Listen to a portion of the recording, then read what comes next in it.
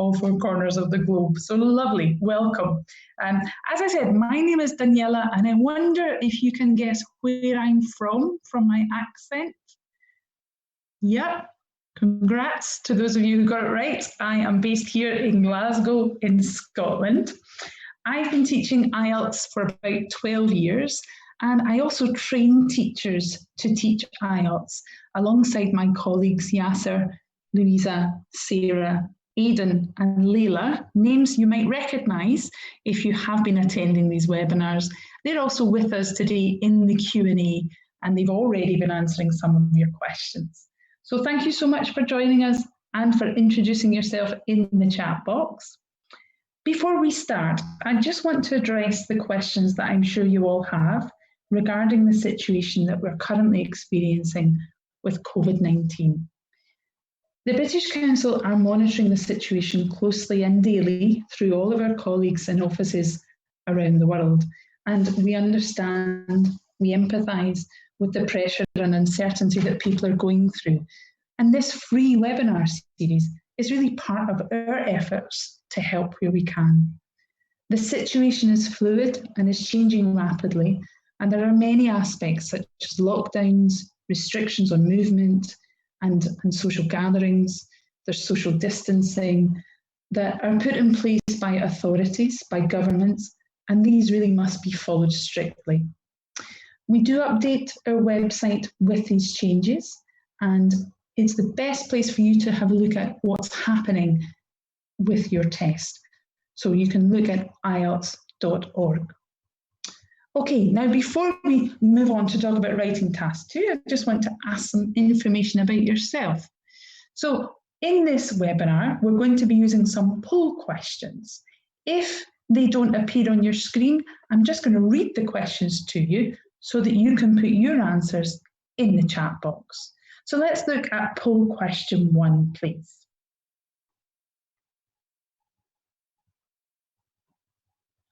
Poll question 1. Number 1, have you taken the test before? Yes or no? And number 2, what score do you need? What's your desired band score, if you know that? So I'll give you a moment to complete the poll. If you cannot see the poll, don't worry, just put your answer to my questions in the chat box, please. Not the Q&A, but in the chat box.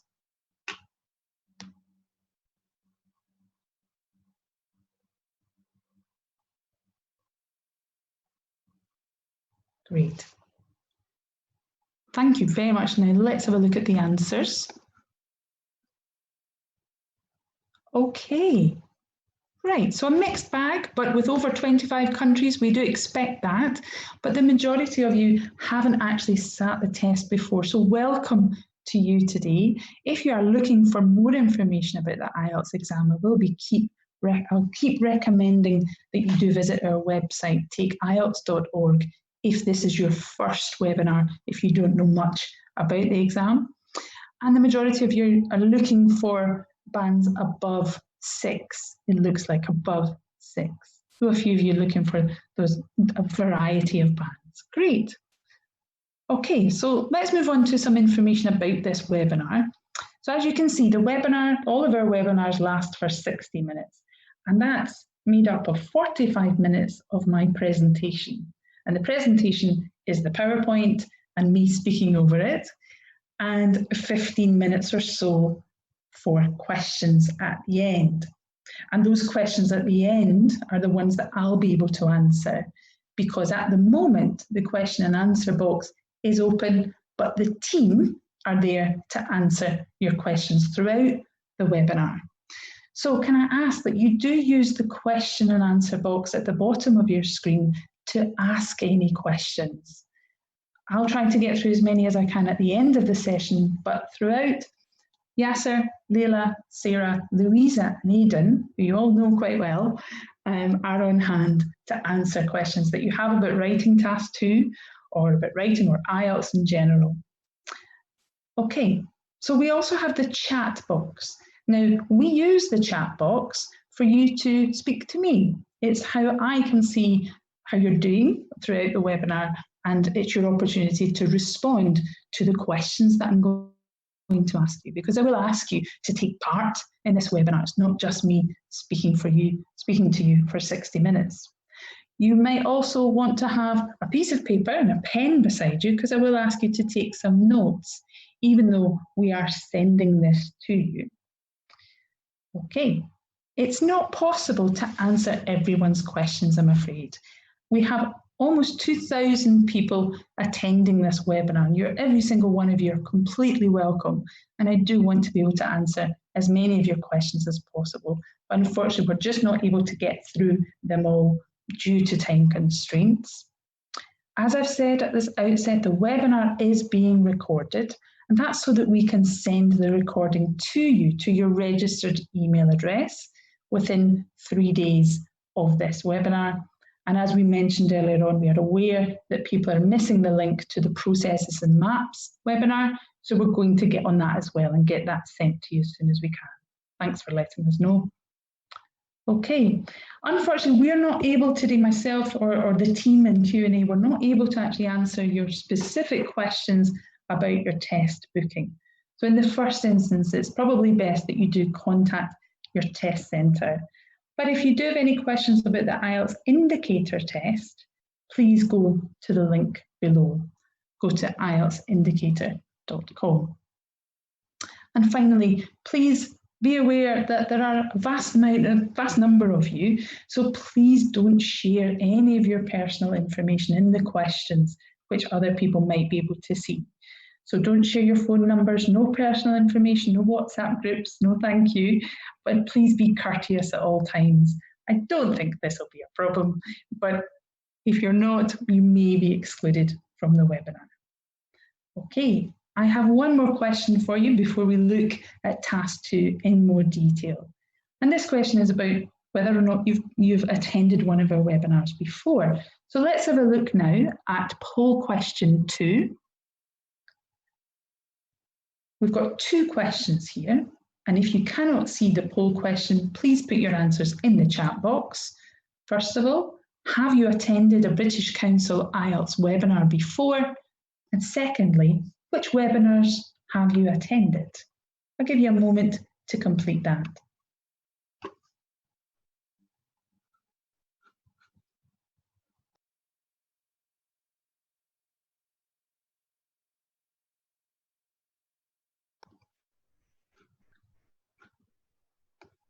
Okay, thank you for your answers.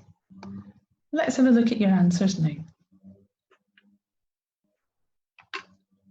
Okay, wow, vast majority of you are returning. Lovely, great to see some virtual familiar faces. Welcome back. And a few of you have attended the previous writing webinars. Great. Keep up to date with the webinars that are coming up. There's another one on Thursday that I'll mention a bit later on, but we have a few more weeks planned ahead. So do keep in touch with that information on takeielts.org. But let's jump right in. So, task 2. What is task 2? We'll be looking at that first and breaking down a question, understanding the question and looking at how to get to grips with understanding that. Planning your ideas. So before you begin to write, looking at some ideas for planning that. Beginning to write and writing a clear introduction. Writing cohesive paragraphs, and I'll be showing you examples of each of these, an example of an introduction, one example of a cohesive paragraph. Writing the conclusion, I have another example of that to show you today. And finally, what we mean when we suggest that you check your work at the end. So let's see what you already know. What is task 2? What type of writing is it? Can you put your answers in the chat box, please? What type of writing is task 2? What is it that you have to write? Great, yeah, it's an essay. Fantastic, well done. We're off to a flying start. Yes, so in both the academic and the general training, task 2, you have to write an essay. How many words should you aim to write? What's the word count in the essay? Answers in the chat box, please. Let me see those numbers. Great. Oh, wow. It's flying through them. That's right, Farhan. Yeah. Good, Nisha. Great, Mattia. Great, great, great. It's going too quickly. Okay. Spot on, guys. So our minimum is 250 words. And my last question here is, how long should you spend on this? How many minutes should you spend on writing task 2? What do you suggest? In the chat box, please. Not the Q&A. I'm not able to see the Q&A. So if you could put your answers in the chat box and leave the Q&A, please, for questions. But what I'm seeing is pretty spot on. So 40 minutes. Task 2 is an essay. You're not given a choice of essays to choose from. You're only given one essay question, and you have to write a response to that one question. 250 words is what you're aiming for. And remember that the writing exam has 2 tasks. Task 1 is a description of data in the academic or a letter in the general training module. And you spend about 20 minutes on that. Task 2 is this essay and is worth 2/3 of your overall writing mark. So spending 40 minutes on this is advised. Let's look at how it's actually assessed, how it's marked. The writing exam is marked against a marking criteria which has 4 distinct areas. There are 4 aspects to the marking criteria. Now, in the chat box, please, not the Q&A because I'm not able to see that. In the chat box, do you know what these 4 criteria are? Please put your answers in the chat box. Let me see what you've got. Oh, wow. It's going really fast.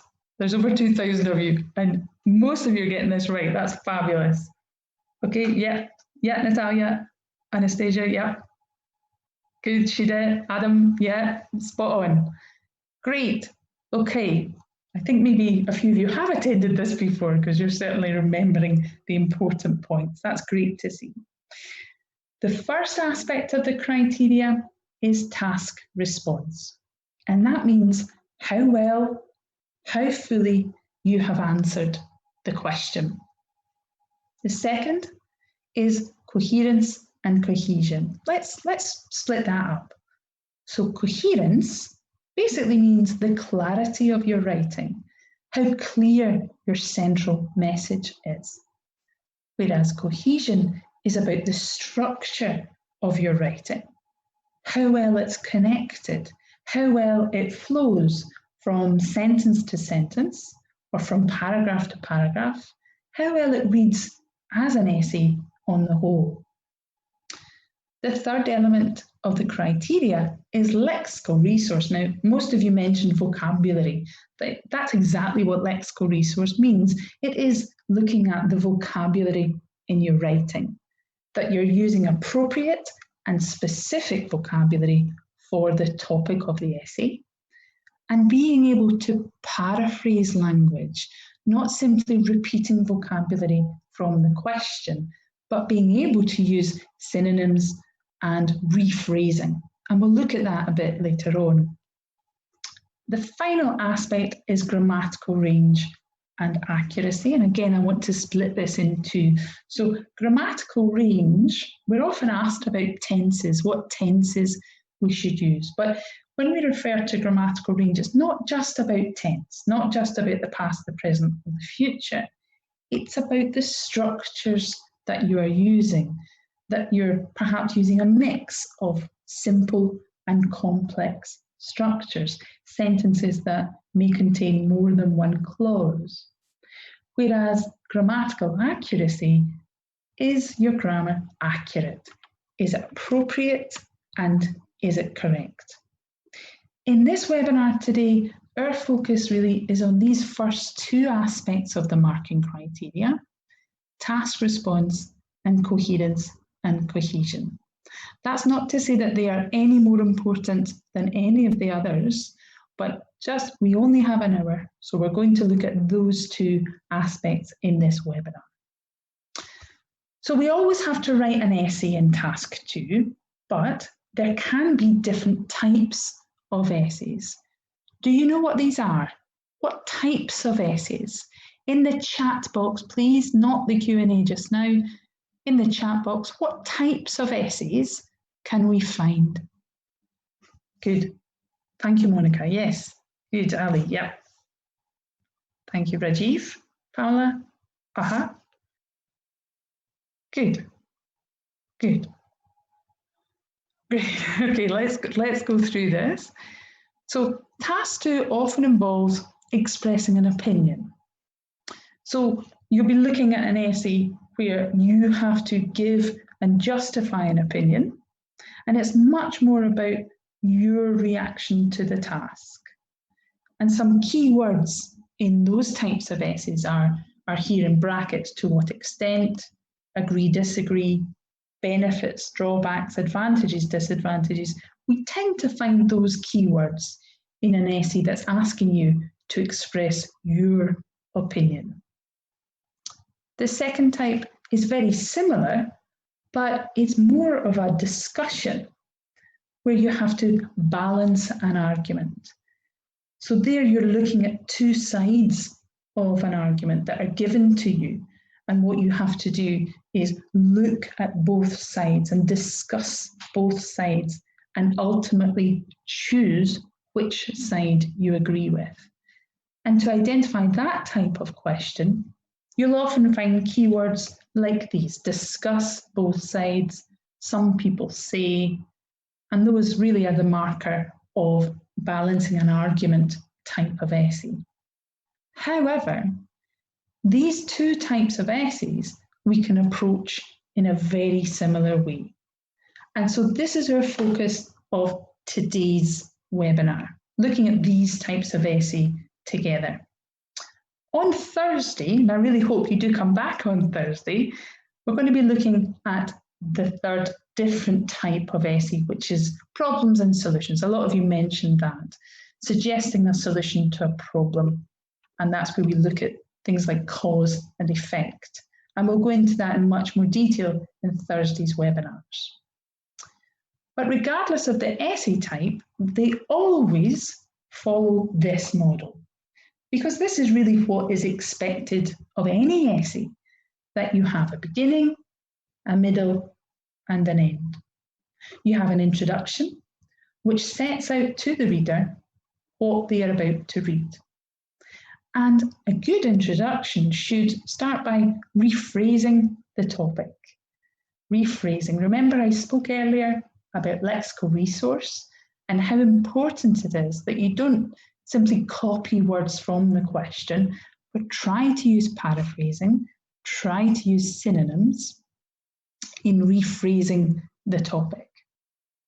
We also want you to introduce the key arguments that you're going to talk about in more detail.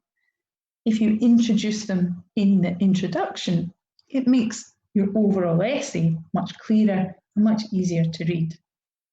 And in your introduction, we want you to state your position. Now, today we're going to look at an example of an introduction in a lot more detail, and particularly at what we mean by position. But in general, this means your opinion, what viewpoint, what side of the argument you have taken. So we state that in the introduction, and then we move through our body paragraphs, our main body paragraphs. Typically, you'll have 2 or 3 main body paragraphs. And the purpose of these is to really be clear about your topic. So in your main body, this is where you present your arguments. You have to have a clear topic in each paragraph. And also, it's very important that whatever you're stating, you fully support. So you present an argument and you fully support that. We'll be looking at a body paragraph a little later on and see how we can do these two things. And finally, we have our conclusion, bringing your essay to an end, rounding off your essay. And we do that by rephrasing key topics, again rephrasing so as not to repeat vocabulary, and restating the position.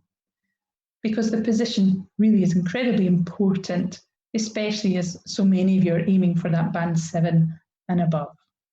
So we will be going into position a lot more detail as we go through today's webinar, but the key thing to remember about a conclusion is that we're not introducing any more information at this point. So that's what our model. Are we ready to look at a question? Do you want to look at a question together? Right. So you might need a piece of paper and a pen for this, because before we start to write, we need to prepare. And that happens by really analysing the question and breaking it down. This is the question we're going to work with today. And although we're going to send the recording to you, it will be useful for you now just to take some notes to work through the rest of the webinar with. So I'm going to give you 60 seconds now to read the question and to take some notes.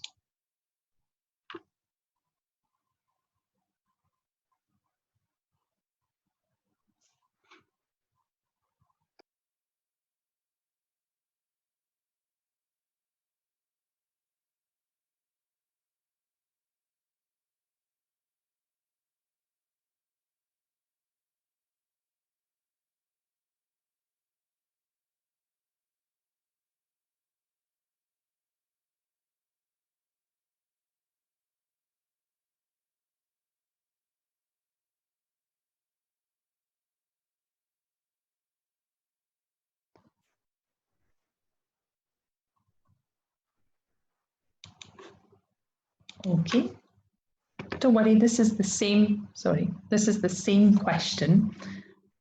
I've just broken it down so that we can talk about it a little bit more clearly. So let's look at the question again and think about what the topic is. What is the topic of this essay? The main topic. I'd like to see your ideas in the chat box, please. Remember the chat box, not the Q&A, because I cannot see that just now, but I want to see your answers there. What's the key topic? Be careful, a lot of you are answering quite quickly that it's about technological communication. It's not quite, no.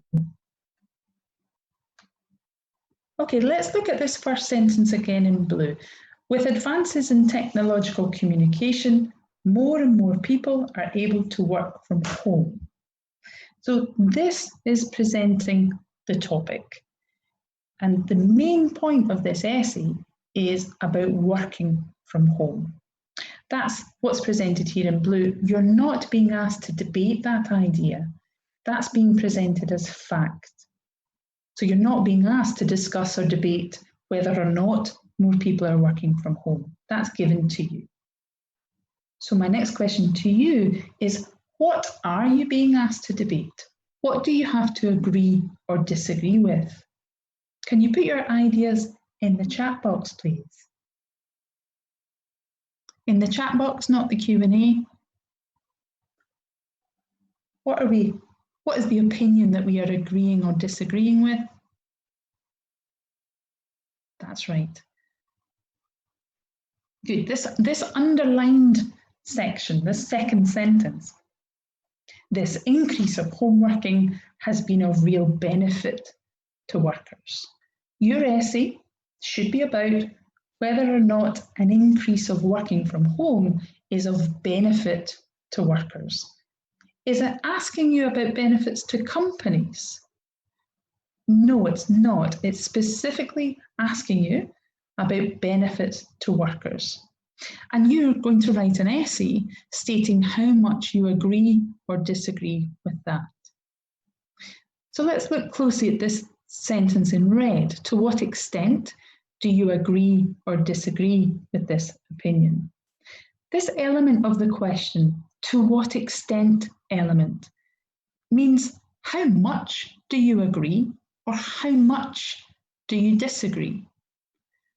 So we're going to show that by writing more about one side of the argument than the other.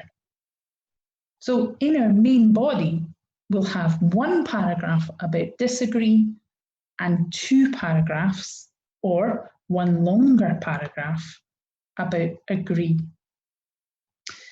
I want you to notice as well how I've underlined and I've highlighted things. Now, in the exam itself, you might not be able to take a highlighter in, but you certainly can annotate the question paper. You can underline the key words in the question paper. So where I've highlighted workers, for instance, you might want to put a circle around that so that you're sure that you are fully understanding and prepared to answer the question. Once we've done all of that work, we've broken down the question, that means that we are ready to start brainstorming our ideas. So brainstorming our ideas, what we mean by this is writing down every idea, every possible argument you can think of to answer the question. Now, because this question is an agree or disagree type, I recommend using a table like this, where you can put all of your agree arguments on one side, here on the left, and your disagree arguments on the other. So let's start. Let's start with the agree column first on the left. Let's think about this. What ideas do you already have? What are your arguments that working from home is of benefit to workers? Why is it positive? Give me all the advantages. Can you put them in the chat box, please? All of the advantages of working from home, all the positivity, please. Lovely, great ideas. Thank you, Adriano. Great. Aliyah, Carmen, lovely. Okay, Tito, thank you. Ayako, lovely. Okay, loads of ideas, great ideas. You're almost ready to write this essay, guys. That's lovely. I've prepared a few ideas, but I don't think mine are anywhere near as good as yours. But let's see if we can match a few up. So I have 4 main ideas in the agree column here. So these are my positives, my advantages of working from home. First of all, fewer costs, because you're not having to pay for commuting. You're not paying for petrol. You're not paying for public transport. The second, flexibility of working hours. Being flexible, you can maybe choose the hours of work.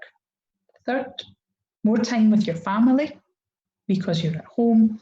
And the last one, feeling more independent. You can be your own boss throughout the working day. So those are some ideas, not as many as the ideas you've created, thank you. But let's move on to the next column, the disagree column. I need some ideas for this one, please. So in the chat box, what arguments do you have that working from home is not of benefit to workers, is not a benefit? Think of the negatives. Think of the drawbacks, the disadvantages to working from home. Let's get as many as we can in that chat box now. Many as we can. Thank you, Charlene. Mattia. Miriam, thank you. Thank you, Pamela. Maria, thank you. Great. These ideas are great, guys, and I really do hope that you do take these ideas and after this webinar, use these ideas to write your own response. But here are the ones that I had prepared before this webinar. So I have 3 negatives. The first one is isolation, that feeling of loneliness you might get by staying and working from home. Actually, increased costs. So I don't know about all of you, but I know that I've been spending more in the last 2 months on the internet and on heating because I live in Scotland and it's cold. And there are increased costs with staying at home. And third, not everyone has the same access to technology. And a few of you have mentioned something similar to these. Lovely to see those ideas shining through. So once we've got a bit of brainstorming done, we've got a few ideas to choose from, now comes decision time. You need to choose 3 or 4 key ideas to write about in detail in your essay. So in choosing those ideas, I've got some questions that I think you should ask yourself. First of all, which of the ideas could you write most about?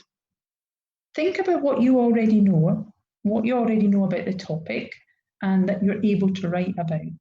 Remember, in the question is worded so that it tells you to use your own knowledge and experience. So choose arguments that you do have that knowledge about or experience of and are happy to write about to expand them. The second is to begin to think of reasons, examples, and results of each idea. All of your ideas in your main body paragraphs need to be fully supported, not just a list, but a fully supported argument. So it's a very good idea at this point to begin to think of how you're going to support the arguments. And one way to do that is to consider the reason. Why is it a positive? Why is it a negative? Some examples, the consequence of it. And you can use the blank space on the question paper to take notes on these. Thirdly, which ideas are different from each other? You don't want to repeat ideas. So try to choose arguments that are noticeably different from each other, because if you don't, you do end up repeating the same language, the same argument again and again. And we want to avoid that as much as we can. The fourth question here, have you chosen ideas to support your position? Remember, your position in this piece of writing is your opinion. Overall, do you agree or disagree? So you need to really decide which side of the argument you want to take and make sure that you choose arguments that support that side. And finally, have you chosen an idea to balance the essay? Because while we do want to write a clear position, we also want to introduce some balance, some viewpoint that's opposite from ours. So to do that, make sure that you are choosing one idea which is the opposite opinion, and that'll help you just generally write a more balanced essay. Okay, so we've brainstormed, we've got loads of ideas to choose from, we've made a good choice of the ideas, which means we are ready to write. Great. What do we start our essay with? Were you listening before in the chat box? What do we start with? Every essay, whether it's general or academic, what do we start with? Introduction. Thank you very much. Thank you. Okay, so here's mine. Again, I'm going to give you a moment of silence to read that, but while you're reading, I want you to think about how I've paraphrased the question, and in the introduction, what are the ideas that I'm going to write about in my main body and my position. So you have 3 things to read for, and I'll be quiet for a moment and let you read.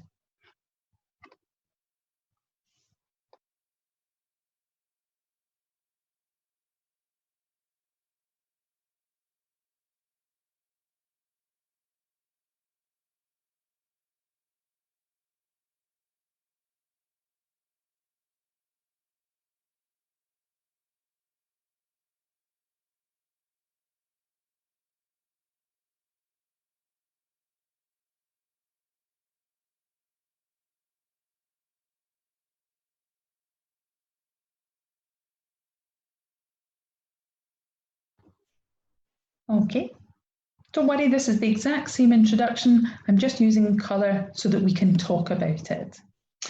So in this first sentence, in blue, with the increased use of online communication platforms, more and more people are making the choice to work from home. That's my paraphrase of the question. But now I've got questions to ask you. So in the chat box, please, what is the first idea that I'm going to write about in my main body? What idea have I taken from the brainstorming table that I'm going to write about in the main body? Good. Yes, most of you got this. Great. But yeah, it's the red one. It's the red one. So, well, this may cause problems such as social isolation. Good. And this is just one argument from the disagree column. What's the next idea? What's my next paragraph going to be? Yep. Good. Great. Great. You've all got it. Flexibility and economic advantages. And these both are in green here, these are both taken from the agree column. So overall, if we think of my essay overall, I'm just going to have one paragraph about social isolation, and then I'll either have two paragraphs or one longer paragraph about the positives, about flexibility and economic advantages. What about my position? Where is my position in the introduction? Good. It's this final sentence of the introduction that's underlined. The option to work in this way is highly beneficial to workers. So here, I just want to pause a moment to talk about why we're writing an introduction like this. And it really is to do with how the writing is assessed. The examiner, as we mentioned earlier, uses a marking criteria, and the details of that are confidential. But this in front of you now is taken from the public version, the public band descriptors, which are available on takeielts.org. The first aspect of the criteria, as you said earlier, is task response. And this is where the examiner looks at how well you have answered the question. So I've taken the task response for a band 7, and these are the 3 bullet points there. First of all, that you address all parts of the task. That's why you really have to take the time to read and analyse the question, really understanding the task. The second bullet point is really important. You need to be able to present your position. In this case, it's how much you agree or disagree with the benefits of home working from home. You need to present that throughout the response. So it just makes sense to put that in the introduction. It's a good place to start. And then finally, presenting and extending main ideas. So we present our main ideas in the introduction, and then what we're going to look at now is how we extend those main ideas in one example of a main body paragraph. So here is one example of a main body paragraph. Now remember, in the essay, I will have maybe 2 or 3 of these, but here is one. I'll be quiet for a moment and let you read that.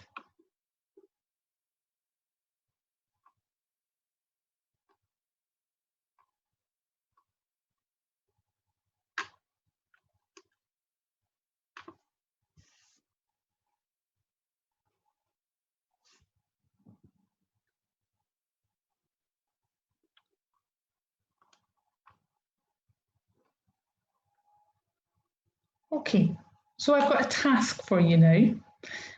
From my paragraph, I want you to identify a few things. I'd like you to identify the topic sentence, the reason, the example, and the result. To do this, I'm using this version. It's the exact same, but it's just using colour. And let's look at the poll question 3 now, please. Don't worry, if this obscures your screen, you can move the poll question so that you can also see the paragraph. You need to scroll down on the poll question because there are 4 questions here. And don't worry if you cannot see it because I'm going to read it out. The first question here is, what colour is the topic sentence? Secondly, what colour is the reason?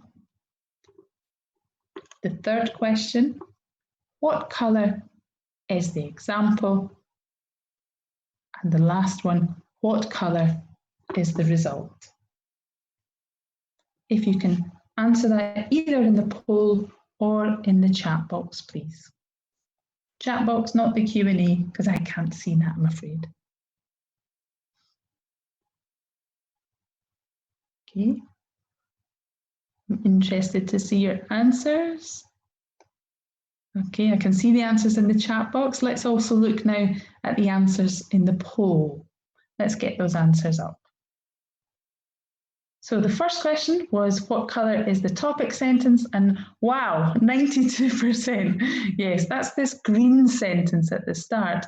And we need a topic sentence at the start of every paragraph to help the reader, the examiner, identify the topic of the whole paragraph. The reason, as you've all correctly identified, is this sentence in blue, which helps to support the main argument. The example is this red sentence, again offering further support to the argument, and obviously our result is the final sentence in orange. And each of those sentences are there to fully support my main argument. The key benefit that homeworking provides is flexibility.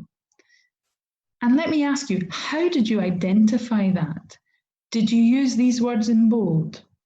So these words, this is because, for example, consequently.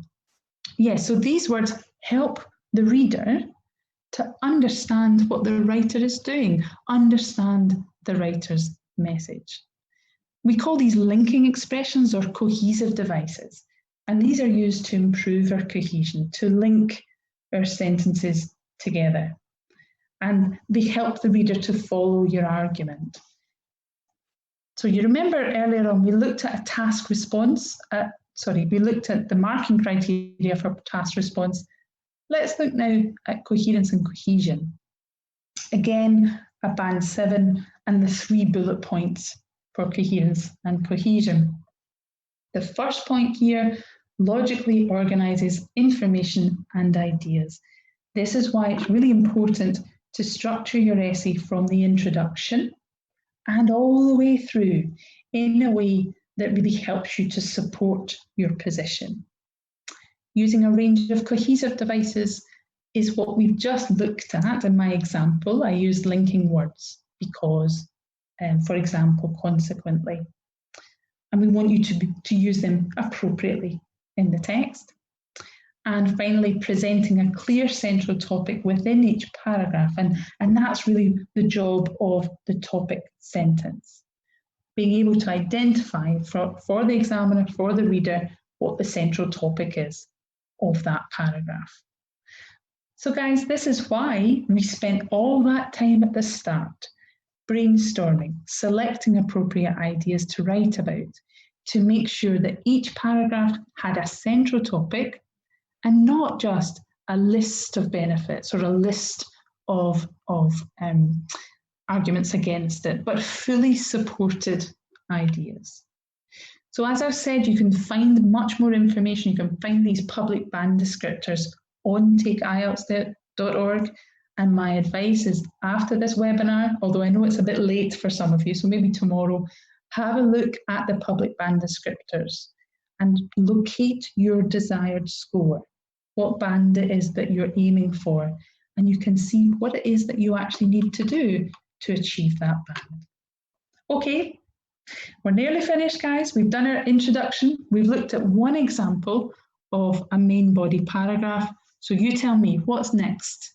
How do we finish our essay? How do we round off our essay? Yeah, you've all got it. It's our conclusion.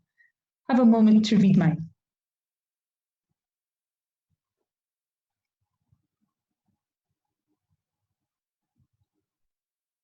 Okay, so there's not much to a conclusion.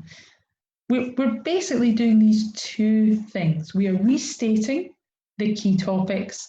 We are restating and clarifying the position to really make sure that by the end of the essay, the reader, the examiner, is in no doubt of your position. They fully understand your opinion. And the most important thing to note here, in a conclusion, you do not add any new information. This is not the place to put in new arguments or another idea. This is simply a way to bring it all to a close and really clarify that position. Okay, When you're finished, and if you have some time, let's talk about what we do to check our writing. So in the exam, I'll be honest with you, it's not very likely that you will have a lot of time for checking. But these 4 points are really to help you now while you are preparing for the exam. Get used to checking your written work for these 4 key areas so that every time you're writing, you're improving your writing on the time before. Check that you have a clear position from the introduction and the whole way through. Check for grammar mistakes that you're able to learn from and fix. Check for mistakes with vocabulary, that you're not repeating words too often, and that your paragraphing is clear. That's what you should be doing now while you're preparing in this time prior to your test. But on the test day, if you do have just a couple of minutes to read it over, just make amendments to spelling and grammar, because you really don't have time, to be honest. You don't have time to rewrite paragraphs or rewrite your positions to make it clear. That's why it's important that we do all of our preparation before we start to write, that we have a really good planning stage in place so that you get it right first time. So let's just summarise what we've done today. We've analysed the question, identified the type of question, and understand what it is asking us to do. Brainstormed as many ideas as we could think of for both sides of the argument. Selected 3 or 4 of those ideas and made good choices there. We've written an introduction that shows the reader, shows the examiner what they're about to read. And then our main body paragraphs have a clear central topic and are fully supported. Today we used reasons, examples, results to do that, and they are cohesive, meaning that we're using linking expressions or other cohesive devices to connect ideas. Your conclusion is summarising what you've already said, not introducing any new information at all or new arguments, but summarising your key points and your position. And if we can, checking our work, checking for those quick fixes that we can make in a couple of minutes at the end of the test. Okay, so thank you very much. I hope that's been helpful for you. Now I'm going to go over to the Q&A, the question and answer box, to try and deal with some of the questions that you've been asking us today. Okay, sorry, it's very, very busy, so I might not catch your name, and apologies if so. Some of you, someone had asked about using statistics. Now, it's not really appropriate in an essay for task 2 to use statistics. I wonder if you're perhaps thinking about task 1. In task 1, in the academic test, you might need to use statistics taken from data, but it's not really appropriate. Some people have asked as well if they can make up statistics. It's not appropriate because the essay that you're being asked to write is one of those 3 types that we mentioned earlier, that you're giving your opinion or you're debating 2 sides of an argument, you're giving problems and solutions. It's not really about involving statistics or data. Andra asks, what should we be most careful at? So Andra, I think that's really big question, and you need to learn for yourself what causes you the most trouble. Is it writing 250 words in 40 minutes? If so, that needs to be the thing that you practice the most at home. Is it grammatical or lexical or vocabulary mistakes that you're seeing again and again? All of you, my advice is to, in this time, while you're not sitting your test, that you do as much writing practice as you can, but don't just let the writing sit there. I know you may not have a teacher at the moment to submit it to, but if you yourself can pick it up and go through it with the band descriptors, then you yourself will be able to see what are the areas that are causing you trouble, that you need to be more careful with. Okay, A few of you are asking about materials. In a moment, in about 5 minutes or so, I'm going to give you a list of materials, some materials that you're able to access online, and we'll deal with that in a little moment. Also, I mentioned very quickly on earlier on that on Thursday, we'll be looking at problems and solutions, which we didn't tackle at all today. So I really hope that you are able to attend that one, because again, we'll be looking at identifying essay types. Mohammed asks, because of to what extent should I have 3 body paragraphs? Mohammed, it's not really as formulaic as that. What you do need to have in to what extent is you would have 1 paragraph about one aspect of the argument, as I had today.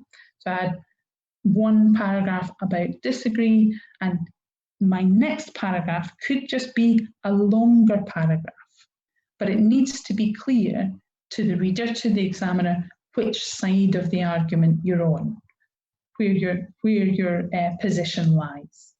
It might be 3 individual paragraphs, or it might just be 1 shorter paragraph and 1 longer paragraph. Okay, Pia Boot, thank you. You're asking how do you get higher than a band 9? I'm sorry, a band 8. And there is only the band 9. That's the only one that you could aim for higher than a band 8. And I would suggest that you do look at the public band descriptors to see what's there, to see the marking criteria for that. Okay, Zainab, you're asking about how to use linking words in academic writing to make it look excellent. So I hope my example was a very good example of using linking expressions.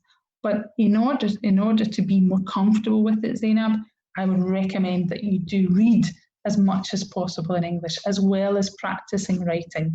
And you will begin to notice how linking is done, sometimes in quite an obvious way with linking expressions, but sometimes it's not as obvious as that. Sometimes it's more subtle. For example, replacing a noun with a pronoun could be an example of cohesion. Agada has asked about idiomatic language. Can I use idiomatic language, not idioms, in academic task 2? Now, the use of idiomatic language is a feature of only the very highest bands, but I would say be very careful about using idioms. Very often, idioms can sound quite unnatural and a bit too informal for an academic essay.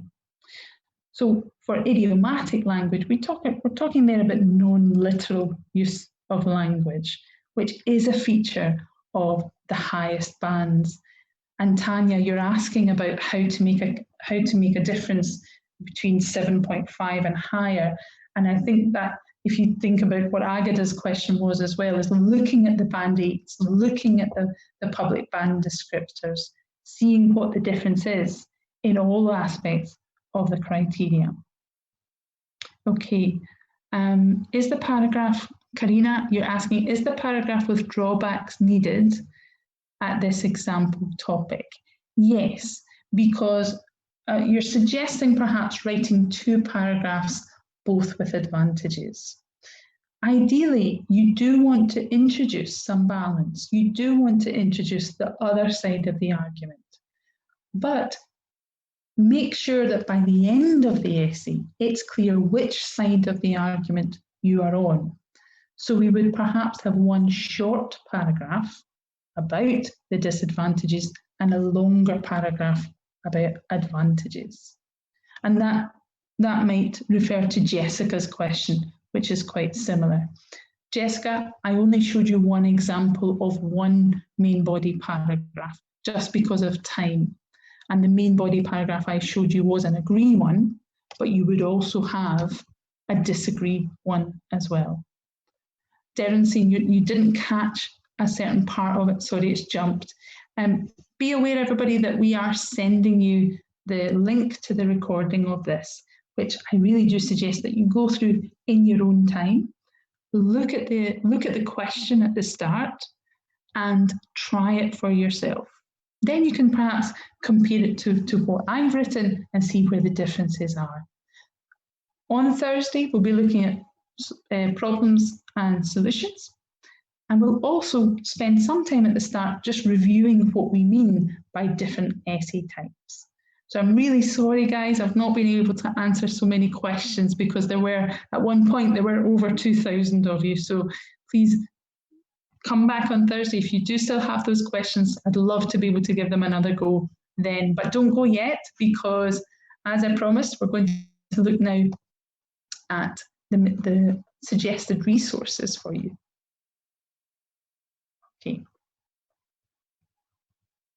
Okay, so just very quickly before I let you all go and enjoy your day, there are many resources that we can recommend, and I'm really happy to see that the first place to go to is our website, takeielts.org, for various support materials.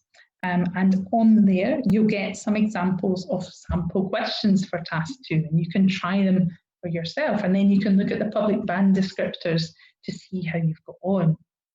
Also, you can join the Take IELTS official Facebook page, and here there's posts every day to help you prepare for the test, and there's also live sessions with IELTS experts, so you can also ask them questions that maybe we didn't get around to answering today. I highly recommend the free familiarisation test for the computer-delivered test on takeielts.org. A common question whenever we're giving webinars is, which one is better, the computer-delivered or the paper-based? And really, that's up to you. You need to have practiced both. So use takeielts.org to practice the paper-based test, and use the computer-delivered test as well as a practice, the familiarisation test, as a practice, so that you can make the choice for yourself and see what works for you. Another resource is Road to IELTS. Again, you'll find through the website, and this will give you practice tests for each of the 4 skills, as well as videos offering advice, interactive exercises for free, or you can sign up for even more material in the paid version. FutureLearn is running an online preparation course, which is particularly useful now when your access to your school might be restricted as it is here in Glasgow. There's also the IELTS Prep app. Now this is free to download, and once you enter your test date, it does keep you on track as you head towards your test date. It gives you some tips as you head closer to that date. A few of you asked about vocabulary. Now, if you do need to work on your vocab, or whether or not you do, I highly recommend the IELTS Word Power app and Word Ready, and they will test your own vocabulary in preparation in advance of the test.